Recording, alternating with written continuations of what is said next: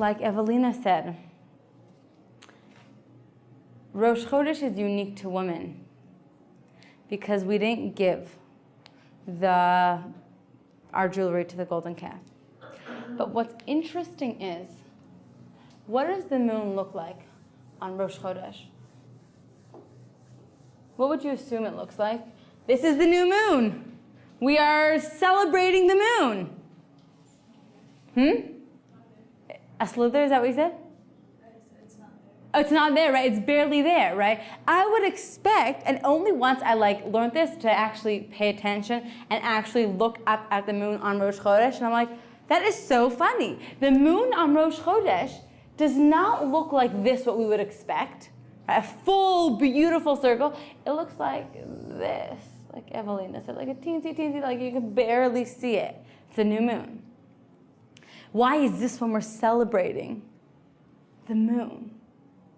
It's the same reason we celebrate when a baby's born. I went to a Brit this week and circumcision. Like, there's a whole party for this like cute little teensy thing, right? You do the same thing when a girl is born. You have a kiddush, right, where everyone comes and gives blessings. And why do we do it when the child is born? Why don't you do it at the end of their life? They've accomplished a lot, right? They have kept their mom up for an entire week straight, right? Like, what are we celebrating? The new beginning? The new beginning, thank you, Nikita. A new beginning, a fresh start. And we're celebrating the isness. We were raised in a society that is so result-oriented and focused that seems to be all that matters. Who am I? Rabbi Twersky, he's a great rabbi, psychologist, and addictions counselor who's written over 70 books. He met this man in shul, and as he said, would you like to come to us for a meal for Shabbat? And the man said, sure, I'm not religious, but I could do this Shabbat thing. And so as they're leaving shul, Rabbi Twersky said, there's actually no Eruv here. Eruv is the string they make around a city limit, so we're able to carry and not bring something from private domain to public domain. And so Rabbi Twersky said, actually there's no Eruv here, so you'll have to leave your wallet and stuff in shul. And the man's like, okay.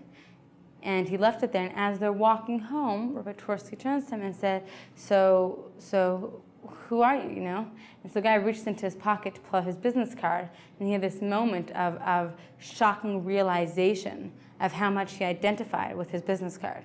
Who am I? I'm the initials behind my name. I am the school that I went to, right? I am the honors roll or not. I am my family's last name. I am my bank account status. And we're living in a time where it's total result-oriented. It's not a Jewish concept. We're celebrating the moon, the fact that the moon is, the potential for the moon. We celebrate the birth of a child, the potential of the child. Why are we making weddings? 60% of people end up divorced. Let's make a celebration if they make the 10-year mark or even 2-year mark, right? We're celebrating the potential of this couple. We're celebrating the isness. We'll finish with this last idea. So, during the time when the Jews left the desert, and they just witnessed all of these miracles, and they just witnessed the sea splitting, and they're eating bread falling from heaven. They're drinking water out of a rock. They are about to hear God speak. They heard God speak, sorry. And then Moses goes up and he doesn't come down. They miscalculated by one day. And then they start collecting jewelry to make a golden calf. And when they get to the woman say, Ad kan, right, until here, stop, we're not giving. And they said, come on, give us the jewelry. And the woman said, no, Moshe's coming back. Moshe's coming back. And they said, he's not, he already left off, he's up in heaven, you see, he's with God, the fire, the clouds, he's up there. And the woman said, we're not giving the jewelry. And in that merit, says Chazal, we have Rosh Chodesh. Why Rosh Chodesh? Because that is the foundation of a woman. When the moon is waning, when we can barely see it.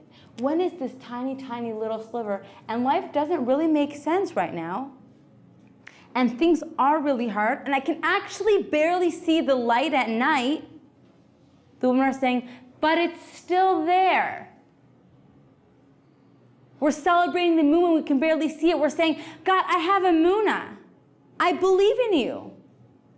Even though I can't see the light, I know it's, even though I can't see the moon, it's there. Even though Moshe's not coming back right now, I know he's going to. Rachel Frankel, she's the mother of Naftali Frankel, who was one of the 3 boys who was tragically kidnapped and murdered 3 years ago here in Israel. And I don't know if anyone was here. It was an incredibly emotional 12 days in Israel, basically just glued to our screens of where are these 3 boys, and we didn't know where they were. And there was a gathering at the Kotel that I'll never forget. Rachel Frankel, the mother, she just went around, she was giving chizuk, she was strengthening people. And she went around telling people, like, we're gonna find my son, we're gonna find these boys. She stood up at the Kotel, thousands of people, there was a gathering of Tehillim when we still didn't know where they were. And she said, I want you all to know that regardless of what I hear about my son, regardless of what the police tell me happened to my child, don't think one of your prayers went to waste, not one tear went to waste. Is that powerful? Sarah Littman, this girl, her father, this was when all the attacks were happening last year, her father and her brother, I don't know if you remember this also, were killed the week before her wedding. They were murdered the week before her wedding. She got up, again, we're speaking about the koach of women, the power of women. Why is Rosh Chodesh unique to women, especially when we can't see the moon? She got up more like, she's sitting Shiva. She's literally sitting the 7 days. Her father and brother were just murdered brutally, right? And she got up on TV. And I remember just seeing her face. She looked like she's sitting Shiva for her brother and her father. And she stood there with her chatan, with her groom. And she said, we're having the wedding, and the entire Am Yisrael is invited. The entire Jewish nation is invited. It was here in B'nai Ha'uma, right across from the central bus station. People flew in from across the world. There were over 10,000 people at her wedding. There was a picture of her brother and her father at the table with a candle. It was outside. They couldn't even hold all the people inside. She didn't do it because she wanted to celebrate. I don't care, I want to marry this guy. She did it because Mika Amcha Yisrael. She did it because that's the koach of a Jewish woman. She did it because me not having my wedding is showing the Arabs you won. And she said, I'll mourn afterwards. The greater good of the Jewish nation is what's more important right now than me having my own personal exile, my own personal mourning. And she had a wedding with over 10,000 people there. That's what we're celebrating on Rosh Chodesh. We're celebrating, I can't see it doesn't make sense, and life is hard, and I want to have a tantrum, but God, I know you're there. So God willing, next class will continue with, I always have these grand plans of how much we'll get through, like 8 pages, and then we get through maybe 2. So God willing, and I cut out so much, but God willing, next class will continue with Rosh Chodesh.